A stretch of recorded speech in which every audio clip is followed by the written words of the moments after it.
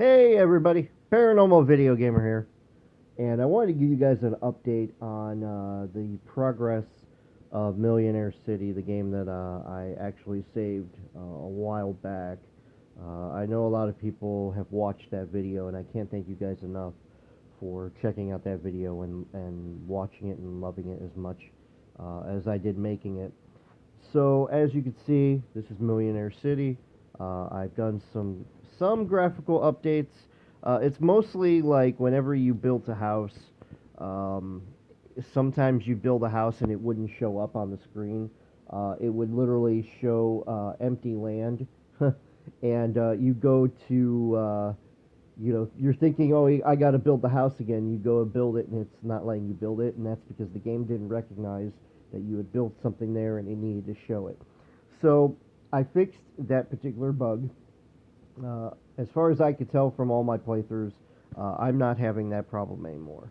Uh, so if you do have this problem, let me know in the comments below, or whether or not you sent me a personal message on Facebook.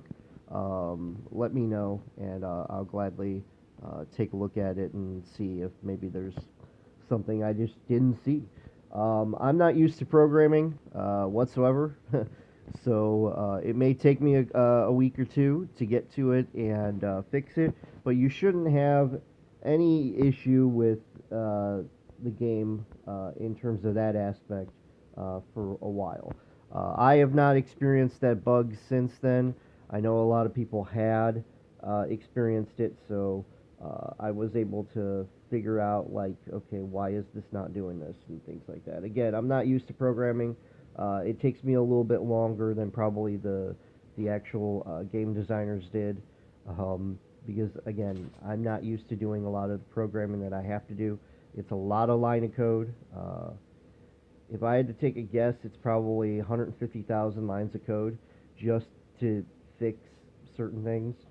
Um, so let me talk about a little bit real quick about what I did, not just with that particular bug, but with the game itself.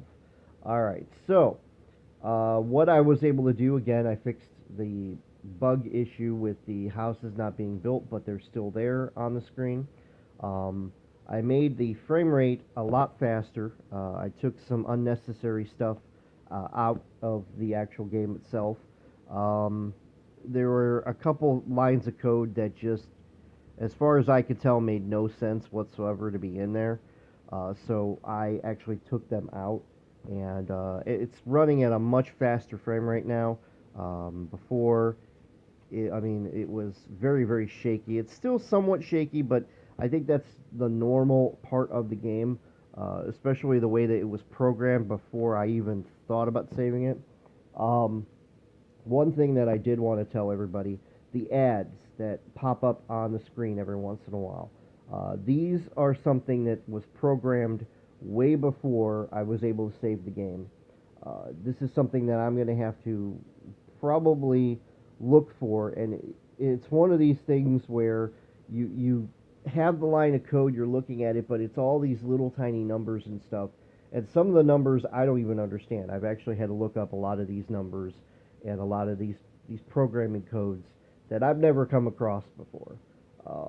That I'm constantly learning how to take things out and how to replace things, and just in general, I'm trying to understand, like, the game itself and what it was programmed to do and what it was programmed not to do. So, with that being said, uh, I am doing my very best to fix issues as they pop up. If you do have an issue, again, please let me know in the comment below or send me a message on Facebook, and I'll take a look at it and see exactly what you're going through. Um, in terms of the ads, again, I can't remove them. It's something that was programmed right at this moment. I can't remove them. But I also want to let you guys know the third thing that I've been working on. I've been actually working on getting some new DLC, technically, uh, to basically make new statues and things like this. So these were already programmed in to the line of code.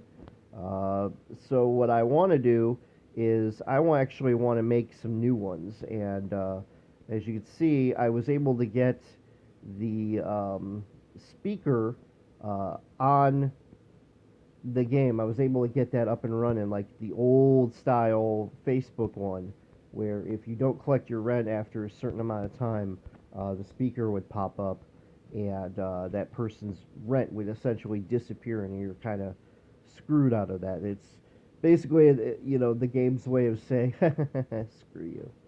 Um, I liked it from that, so oh Jesus, somebody put a spell on me.